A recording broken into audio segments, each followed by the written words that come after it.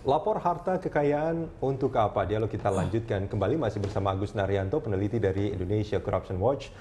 Mas Agus, ini kalau kita mereview ke belakang misalkan kasus-kasus korupsi yang melibatkan penyelenggara negara, yang cukup fenomenal diantaranya adalah Kakor Lantas Polri, Joko Susilo, yang hartanya luar biasa banyak. Koreksi kalau saya salah. Menurut hitungan sekitar 40 miliar pada saat itu ya? Sekitar itu ya. Sekitar banyak tanah-tanah juga yang kemudian tanah-tanah yang luas-luas segala macam, dan itu jelas tidak dilaporkan. Ya. Oke. Ya, karena terbukti belakangan kan. Ya. Nah, terus apa namanya? Kalau kita melihat artinya penegak hukum juga sebetulnya ini kan salah satu pejabat yang juga harus melaporkan harta kekayaannya, bukan? Penyidik itu kan? Ya, betul. Termasuk di sana.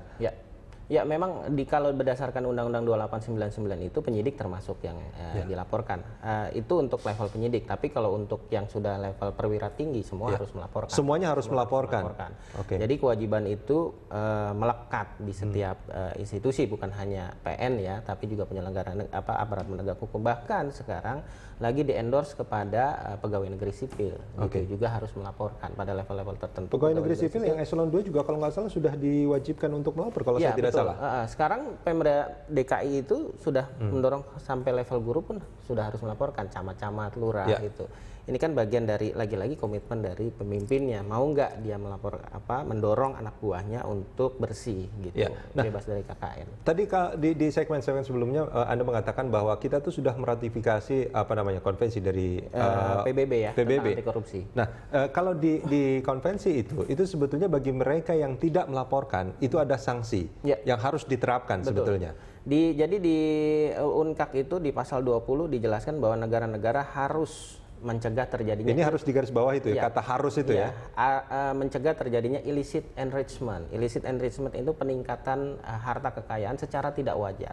Jadi konsepnya adalah orang tidak dilarang untuk hidup mewah selama kekayaannya itu didapatkan secara legal. Nah, yang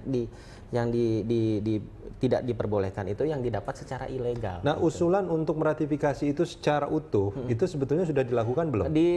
Sebenarnya sudah diratifikasi lewat Undang-Undang 7 tahun 2006. Cuma hanya dijelaskan secara umum saja, itu harus diturunkan dalam undang-undang tersendiri. Misalnya soal pelaporan harta kekayaan ini seharusnya bisa masuk di Undang-Undang Tipikor, tapi kan sejauh ini juga tidak ada pernah revisi Undang-Undang Tipikor, tapi yang mau direvisi malah Undang-Undang KPK-nya gitu. Jadi di situ persoalannya. Nah, soal pidananya macam-macam, bisa ada di beberapa negara itu memang kena hukuman penjara gitu ya. Ada yang hanya kayak di Australia itu hanya diambil, disita harta kekayaannya, tapi dia tidak kena pidana gitu. Jadi kalau misalnya seorang penyelenggara negara melaporkan, tapi setelah diverifikasi ini tidak sesuai, hanya disita saja yang kelebihannya oleh negara gitu. Tapi kalau misalnya tidak didapat oleh legal, maka dia dikembalikan. Ya, artinya sebetulnya tidak perlu ada kekhawatiran ketika disita kan, ketika dia bisa membuktikan bahwa dia mendapatkan itu dari sumber yang betul sekali. Jelas pasti akan dikembalikan. Tidak ada masalah. Jadi di situ prinsipnya aja. Nah, di Indonesia sendiri belum, walaupun sudah meratifikasi konvensi itu, tapi belum diatur secara spesifik, entah itu lewat. Siapa yang harus mengatur itu secara spesifik? Ya, seharusnya pemerintah dengan DPR. Jadi apakah ini adalah inisiatif DPR atau inisiatif dari pemerintah? Dan sampai sekarang belum ada inisiatif itu? Revisinya belum ada. Ini udah 6 tahun loh. Ya, ini lagi-lagi bicara soal komitmen dari pemimpin-pemimpin kita. Artinya kan sebetulnya ini sudah dari, kalau DPR itu periode sebelumnya eksekutif termasuk pemerintahan yang sebelumnya gitu kan. Jadi, sampai yang sekarang. Menurut saya dengan publikasi yang dilakukan oleh KPK secara rutin, bahkan kalau perlu nama-namanya disebutkan, ini menurut saya bisa jadi salah satu cara untuk mendorong percepatan terjadinya adanya revisi undang-undang. Apakah itu mestinya menjadi prioritas menurut Anda? Menurut saya ini jadi prioritas karena kalau kita bicara soal track record Indonesia dalam korupsi, ini kan IPK sendiri kita belum, walaupun meningkat tapi tidak terlalu signifikan. Artinya situasinya sebenarnya sudah sangat mengkhawatirkan karena menurut catatan ICW sendiri setiap tahun itu 500 perkara baru muncul di seluruh Indonesia gitu, dengan jumlah tersangkanya sampai 1000-an.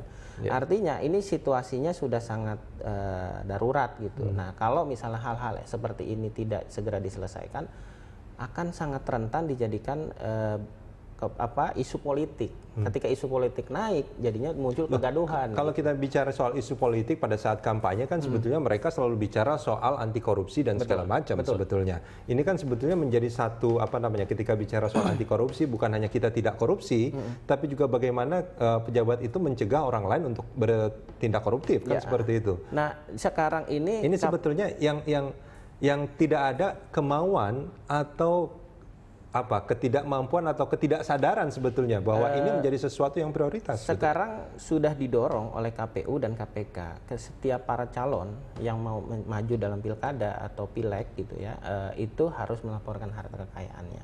Nah, lagi-lagi cuma ini sifatnya jadi himbauan gitu. Artinya saya mengerti itu. Artinya selama undang-undangnya itu belum direvisi, kita nggak bisa mengharapkan mereka untuk lebih patuh sebetulnya kan? Susah diharapkan. Lagi-lagi itu jadi soal will aja. Gitu. Patutkah kita khawatir bahwa upaya pencegahan korupsi itu tidak akan maksimal dengan tidak adanya undang-undang yang ya menurut saya ini salah satu cara gitu untuk mengefektifkan penegakan hukum kasus korupsi, pencegahan kasus korupsi lewat mekanisme ini gitu. Tentu akan ada banyak cara-cara lain, tapi ini adalah titik awal. Kalau titik awalnya kita sudah lolos, dia akan masuk ke titik awal ini untuk menunjukkan bahwa penyelenggaraan negara kita itu adalah orang-orang yang transparan. Betul. Artinya kalau ini kepatuhannya rendah, sangat ini bisa dijadikan indikator bahwa mereka adalah orang-orang yang tidak transparan. Iya, kan ada slogan kalau misalnya benar kenapa harus takut gitu. Nah, jadi kalau harta kekayaan kita benar diperolehnya secara legal, kenapa harus takut dilaporkan? Mas Agus, terima kasih banyak sudah bersama kami di Dialog Pagi.